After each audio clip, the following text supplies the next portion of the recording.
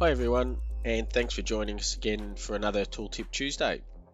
Today we're going to show you quickly how to create a cuboid blank or a square or rectangle blank using the blank editor located in iGrind. To do this, we need to go up and open our blank editor page, and we can do that by going up to the tool menu and scrolling down till we find the blank editor, or hovering over the buttons in the tab and finding the blank editor up there. This opens the blank editing page, and by default we have a cylindrical blank, and these parameters are taken directly from our common parameters. We have our other options here of a custom blank. This is also a cylindrical style blank.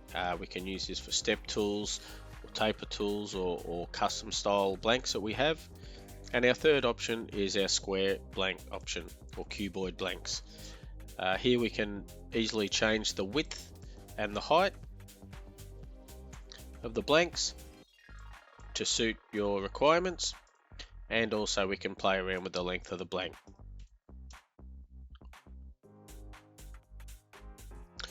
If we need to have the blank orientated in a work holding or the chuck, we can easily do that for the simulation and just change the angle, and you can see that rotates the blank within the orientation of the blank in the work holding.